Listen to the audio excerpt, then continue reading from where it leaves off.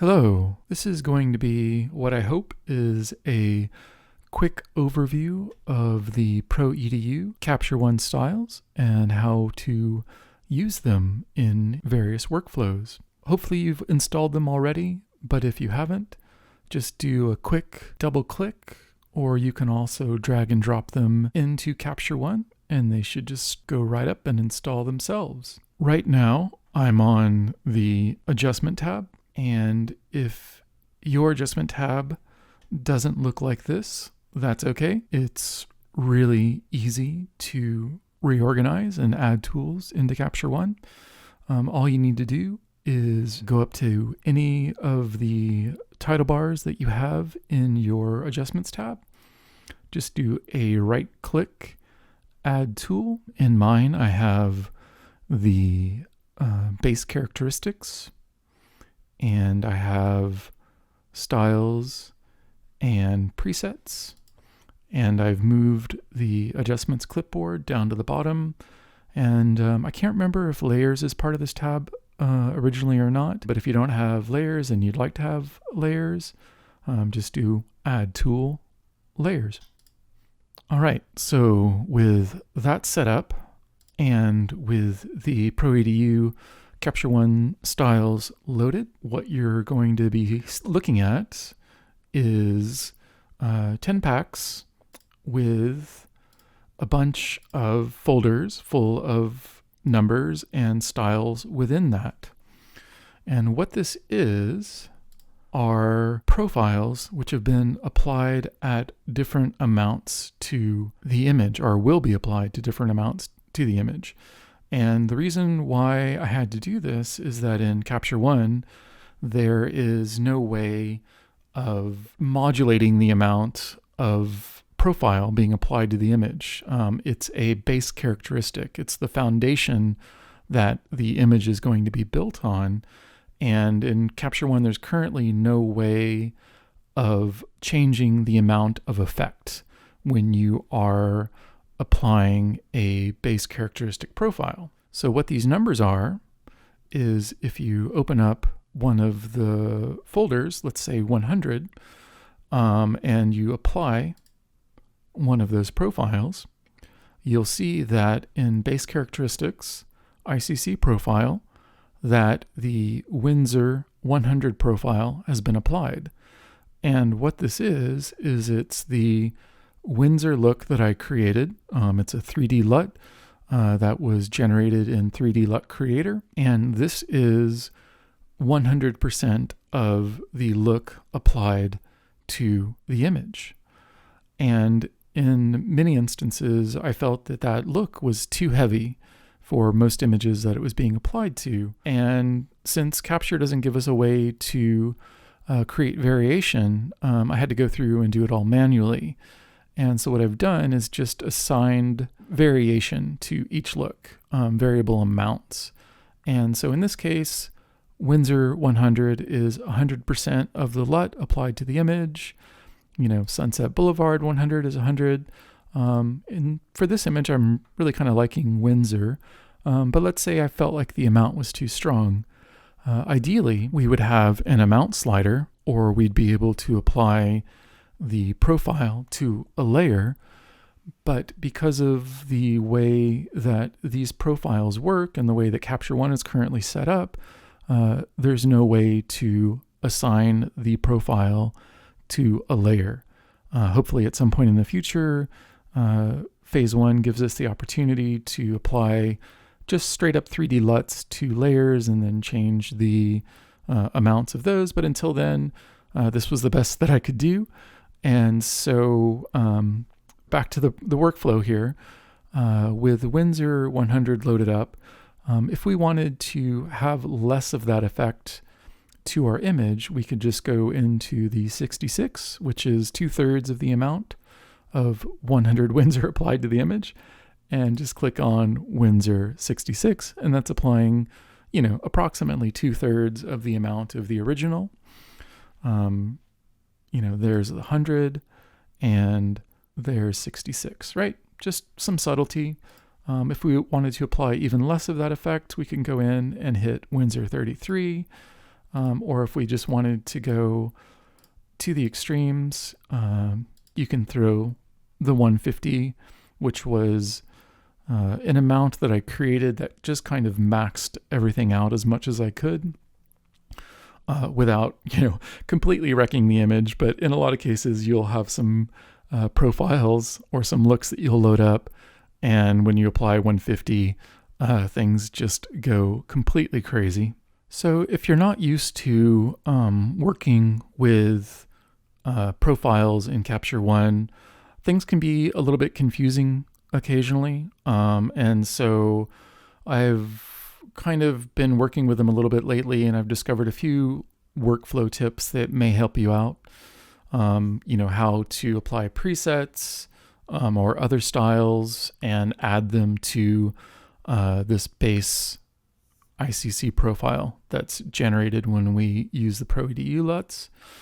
What some of those things are, for instance, is what happens when you have another style that you would like to stack on top of the Pro EDU LUT or the Pro EDU style.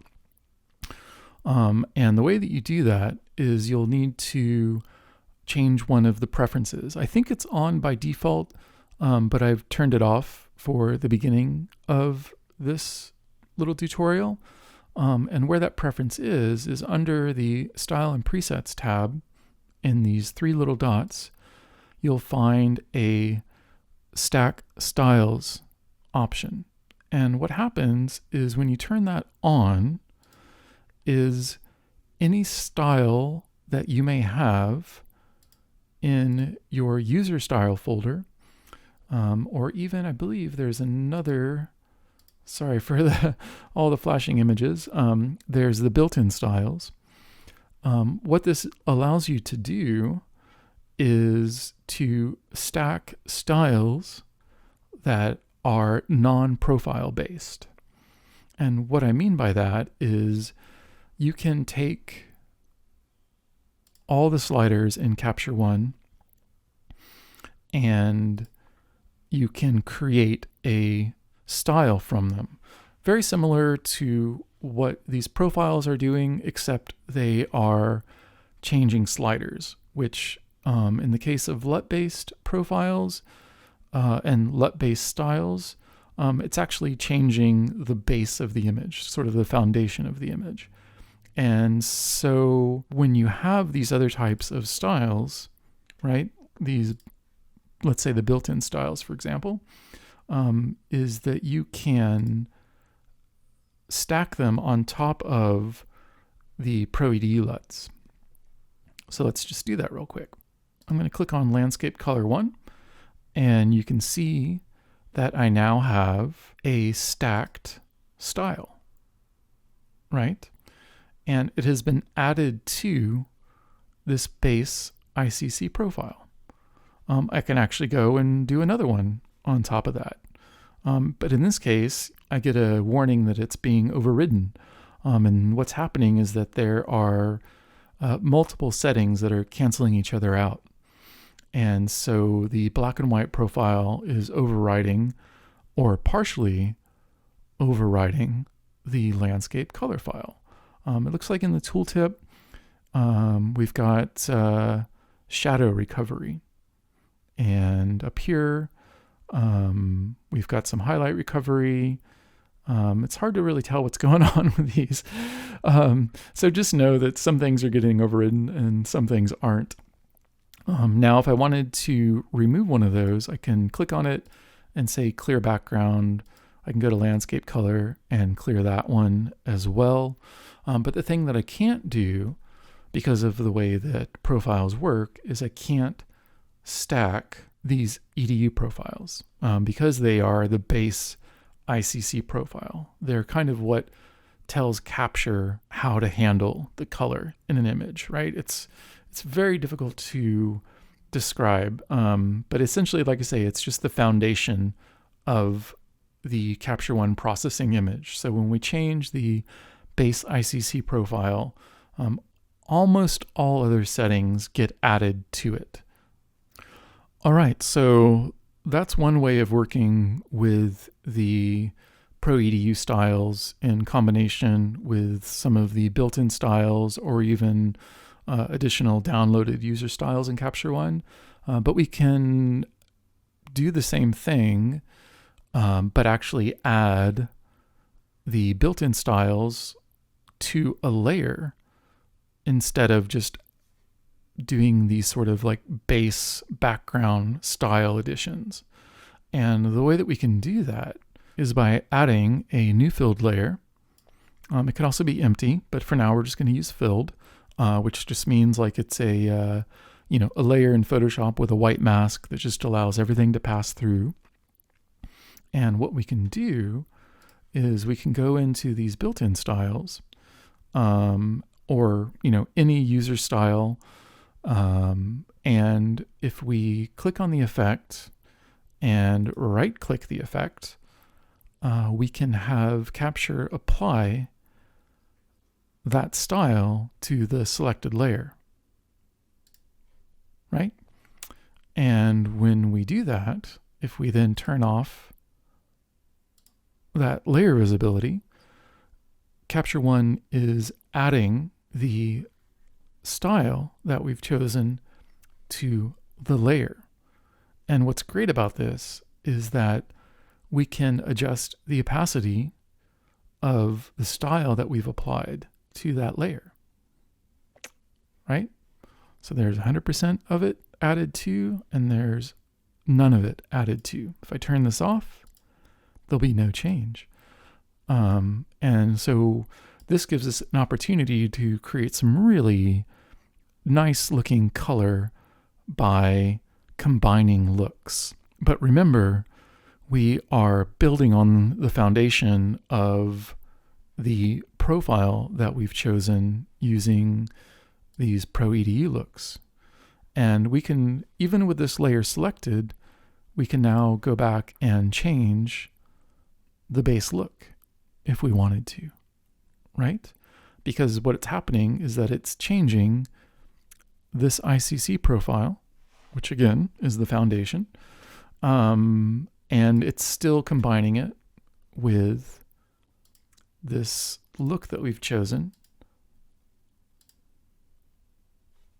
for that layer.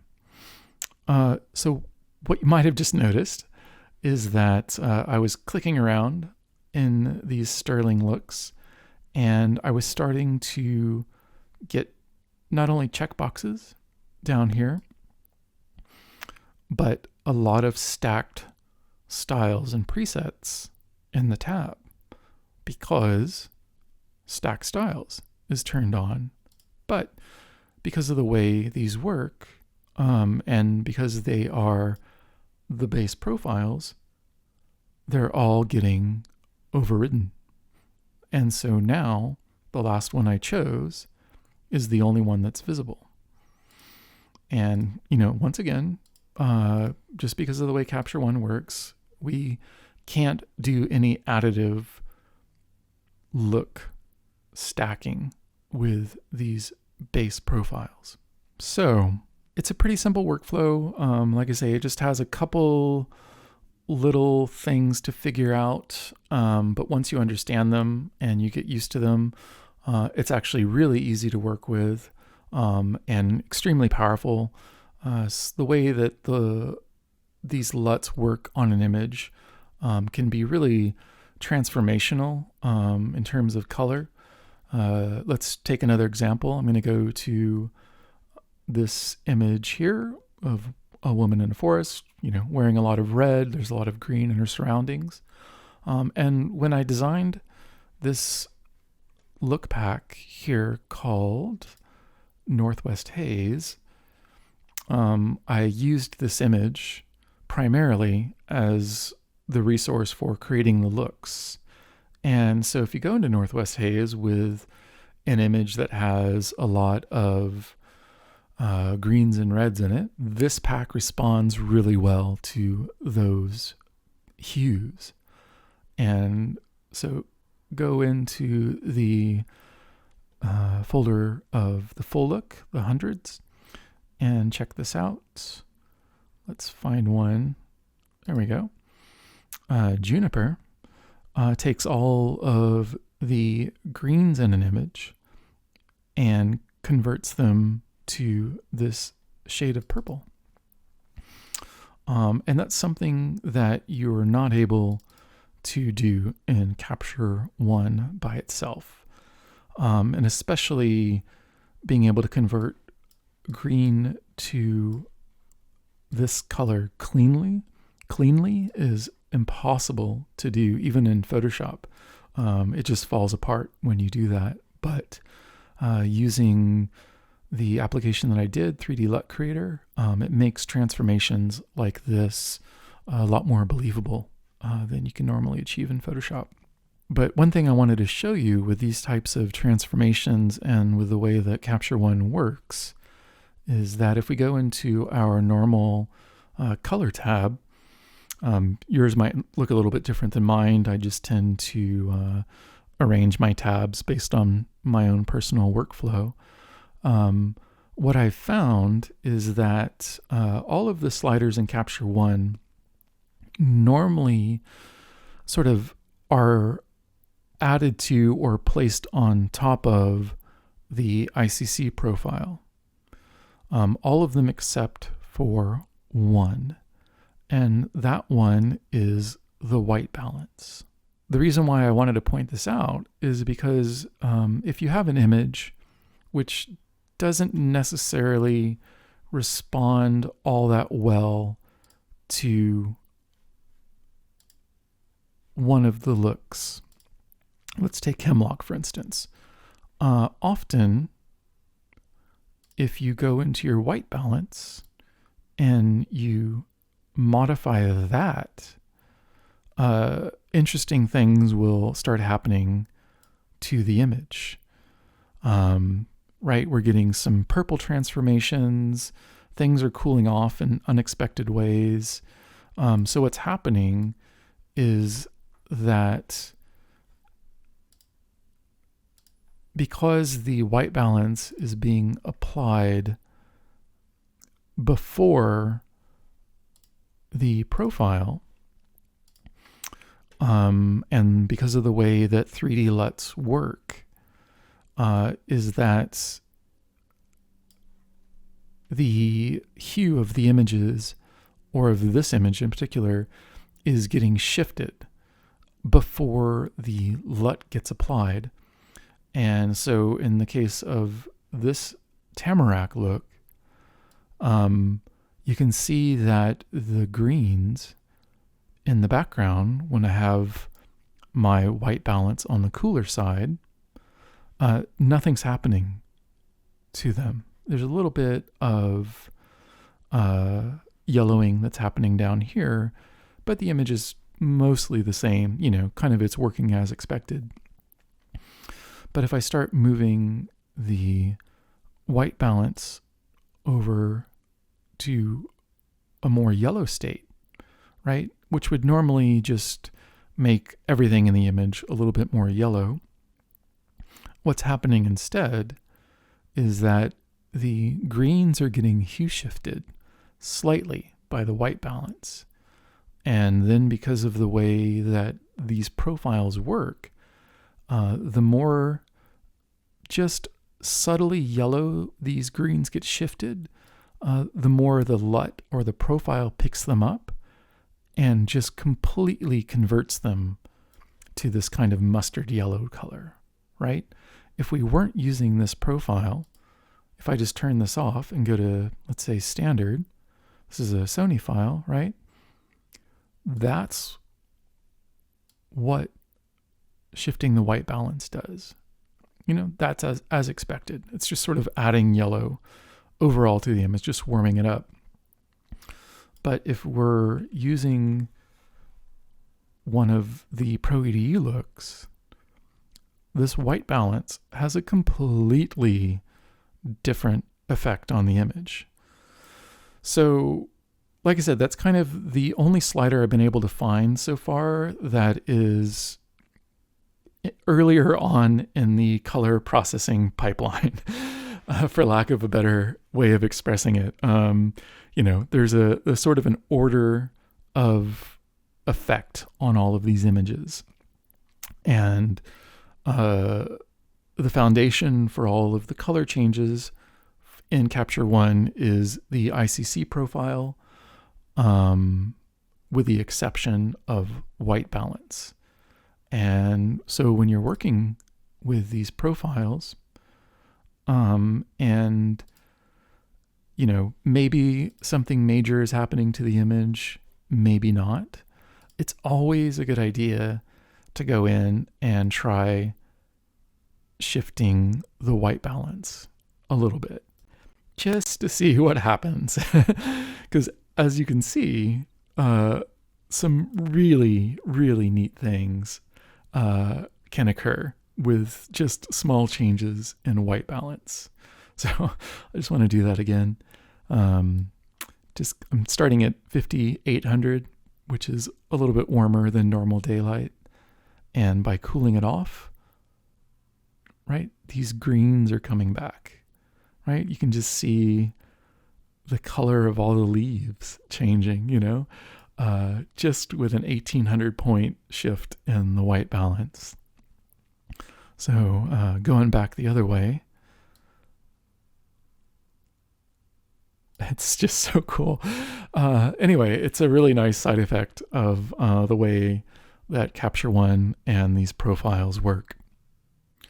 All right, but everything else in Capture One stays the same. The only thing that changes when you apply one of these profiles is that the ICC profile dropdown changes to whatever the name of the profile is. And all that is basically a 3D LUT that got converted to a Capture One profile. And like I said, everything else in your normal workflow should be the same. Exposure is going to be the same. The dynamic range stuff is the same. Levels, curves, everything else is the same. And you're able to, add layers just as you normally would. You can, then do your adjustments on the layers, use your brushes to do the things that you would normally do. Let's see, E is for eraser. Yep, so we can come back in again. It's all the same. It just gets a little bit tricky, or maybe a little bit different when you want to start stacking maybe some other profiles which you've downloaded. I think these seasonal ones are from Capture One. So let's just get rid of this layer up here. I'm going to add a new filled layer again, and to stack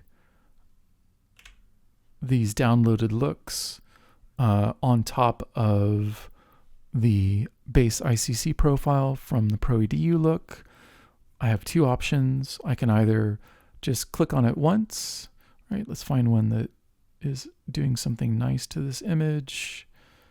Oh, let's just go here. That's interesting. Okay, let's just go here. And if I just click on it normally, right, it's going to put it on the bottom, right? It's not going to put it on this layer. Turning the layer on and off has no effect because I didn't use the apply to selected layer function. This is actually kind of new to me in working through these profiles and trying to understand how Capture actually uses them. I discovered that to apply a look to a layer, you actually have to right-click the style or the look and do an apply to selected layer, or you can even do an apply to new layer. I think when you do apply to new layer, yeah, it looks like it applies it to a filled layer rather than an empty layer, which is great because then you see the look right away. You've got your adjustment slider or your opacity slider available to that kind of layer. And so, yeah, So everything should be pretty much the same when it comes to getting back to your normal workflow after you've applied one of these new profiles.